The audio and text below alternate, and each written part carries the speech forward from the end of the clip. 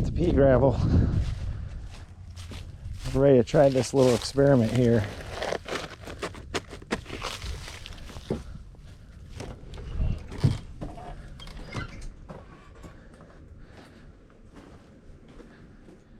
So we're looking at 50 degrees in the greenhouse, 12 outside.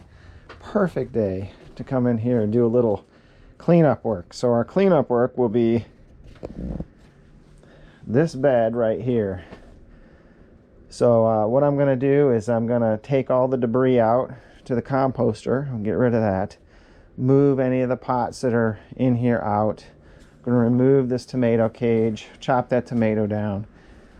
We have a little tiny, obviously move this mini composter out of the way. Got this little tiny bamboo. We'll decide what to do with that, as well as a couple other plants are still growing in here. So you see we got a small little succulent down there. You see it right there. And then we have a couple different pepper plants that are dormant, but we'll probably come back next year if we want them to.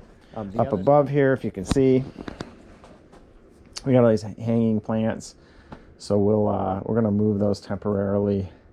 Some of those may just go into the compost because they've had it, and just start to look at getting things reset. So after we get all this debris out of here, what we're going to do is go ahead and probably scrape out some of this dirt, move it to where it's more useful, but then we'll bring in and put in several inches of pea gravel, and we'll just see how that goes. Kind of just doing a test here. So only got 10 bags. That's not enough to fill this in by any stretch. Pull this tomato cage out.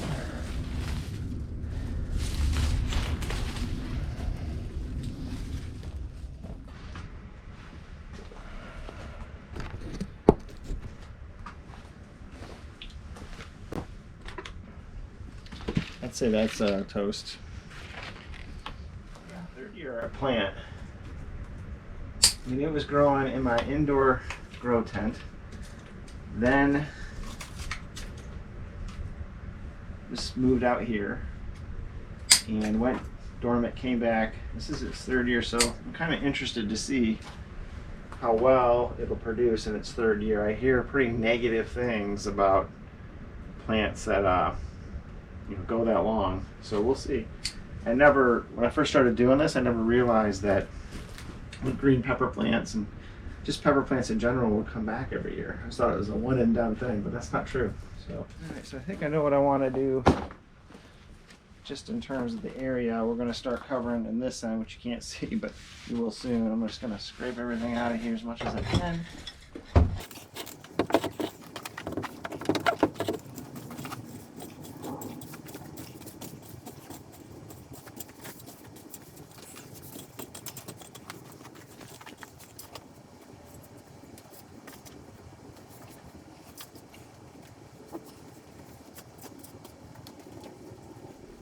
All right, so now it's time to get to our bags of pea gravel, and we'll bring these in here. So,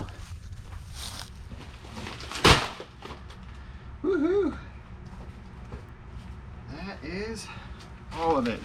So we got 10 bags for these 0.5 cubic feet each. So we'll see how much of this fills in. So there's a small succulent there. I want to save that, so we'll let that keep growing up through the rocks. This is a pepper plant. I believe it's Elisha pepper. There's a pepper plant here. I think this is actually a green pepper, and those two stalks there, one broke, we're going to leave it.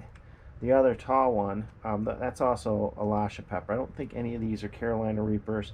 Those are down there, and hopefully they'll come back for a third year. But I have new ones that I'm going to be planting, so that's exciting. All right. Show you this.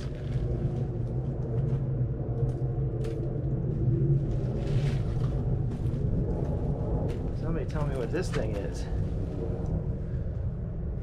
Looks kind of like a cockroach. That is the weirdest looking creature. Yeah, it kind of looks like a cockroach. Something hibernating in the dirt. I think I'm gonna put this in a baggie and figure out what it is. Who knows? Is it bad? Is it good? Somebody tell me if you know. That's a crazy looking thing. And here you can see what I'm doing is I'm just, moving the pea gravel carefully around. Oh, look, a shell. See that? Interesting. Moving the pea gravel carefully around these existing plants by hand, just so I don't accidentally destroy one. That would not be good. And I'm really not that concerned about leaving a big opening or something for,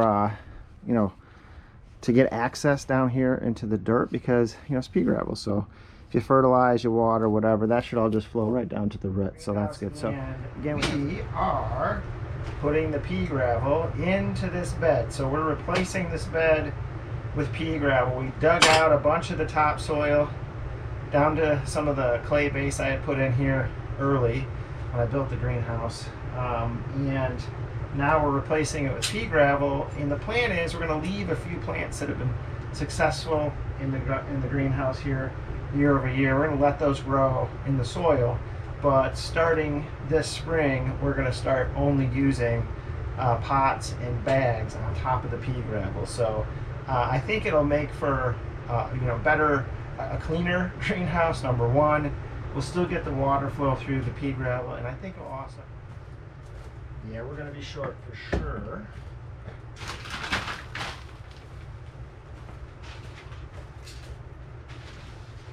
But I didn't want to buy too much because I wasn't sure. Right now, I'm really liking how this looks, so good stuff.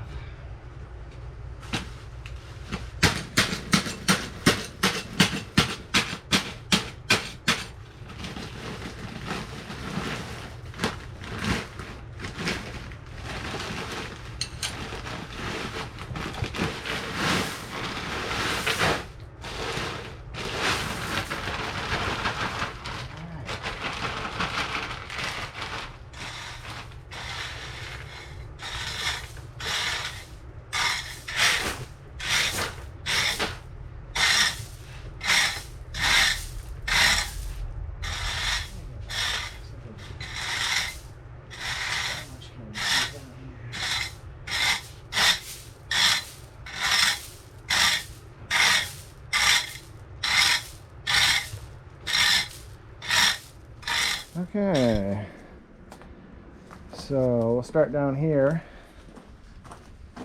but I think that this gives it a real nice clean look in here, and hopefully we'll keep some of the bugs and any other pests like mice or whatever out of the greenhouse. This might be less inviting for them to come in and check things out, and certainly I think a little easier to maintain from my perspective. So there you have it. That's how it looked. And we ran out of pea gravel. We'll come back and do more probably tomorrow.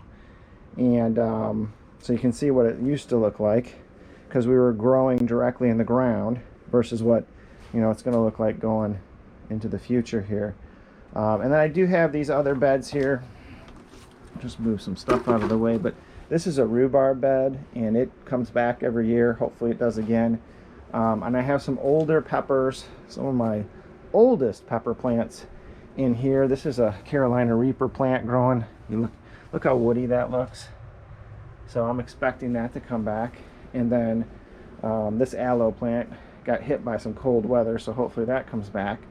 And here's our grapevine. So this actually grows up, and I've been training that onto these pipes, and hopefully someday in the future we'll actually have grapes in here as well. So those are the how I imagine this pea gravel bed to work is, you'd have a plant, and this one's recovering, but there you go. So I think what this will do, using the pots and the grow bags on top of the pea gravel, will give me more control over what I can do with the plants. I can move them around if I need to. Obviously if they're stationary, they're stuck. If they get disease infected or bugs or something, maybe I could take them outside and have some predators go after them, or just get rid of them a little quickly or easily. it just gives me a lot more flexibility. Downsides, I'm not sure what the downsides will be yet. Obviously there's a little more cost here putting the pea gravel in, but it's not that onerous, so I think we're going to be okay. So yeah, so for now I'm going to leave this one up in the window to get a little light as it struggles to make it through winter here. Surprised it even came back. Look at that bug. A little gnat. Can't get rid of those things. My goodness. So, well, we did some plant evaluations. So basically I pulled all the plants off the upper shelves, and I thought I was getting them enough water, and I was not. So they were pretty dried out. I guess I really got used to that automatic sprinkling system before we had to shut it off for winter. We'll be excited to turn that on hopefully in about a month. All this hand watering is a lot more work, but hey. So what I did is I pulled these plants down, and I'm using the new pea gravel bed to put all these pots and do some evaluation. So you can see some of these are looking a little rough. This is a date palm, I believe, but it was completely dried out. So were these olive plants, this broccoli plant. So anyway, we're going to try to nurse these plants back to health. Even my plant, the Christmas succulent, or Christmas plant it's called here, that's actually flowering, took a hit during the cold weather when I accidentally let the propane run out on the heater for that one night. So I'm going to try to nurse these plants again back to health. We'll do a little evaluation. We composted quite a few to make room. This next year, the inside of the greenhouse is going to be more about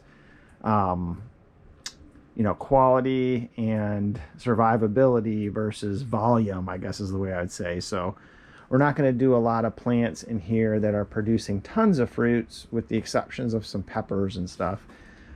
Maybe a couple other exceptions, but like I'm not going to be doing beds of onions and things like I did last year in here. So we're going to figure out what to do with our avocado tree and our lemon trees. Might just keep cutting those back and letting them kind of grow in miniature. So here's a jasmine plant that I just did not realize that it was so dried out. It's actually dying, so tons of water. We'll nurse it for the next few days, see if we can get it back. So I'm going to turn the heater on in the greenhouse a little early tonight. It's dropped below 50. We're in the mid 40s inside the greenhouse, but it's going to be another cold night. So just to get through this cold snap, which will last a couple more days, I'm going to go ahead and turn it on now. So we finished the gravel bed. So I'm here in the greenhouse. Thought I'd give you a bird's eye view of how that looks. So there you have it. So no more planting directly into the ground, with a few exceptions. We're going to do grow bags and pots, so you can see how that looks there.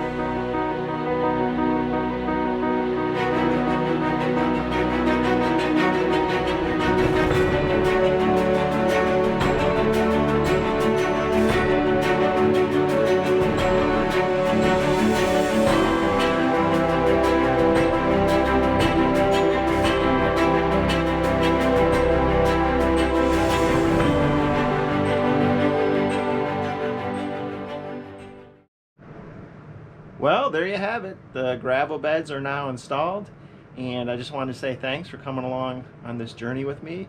Also, if you have any ideas or suggestions, things I could be doing different with the greenhouse here, in particular related to this gravel bed, if you have any experiences on how you've set up your greenhouse inside, I'd love to hear about it. Please share in the comments, and I'm sure others would as well. Also, if you have a chance, I really like making the videos. Please click subscribe. That really does help out. And again, I hope you're making it happen with your greenhouse, your garden, as we get ready for spring coming up soon. So have a great day.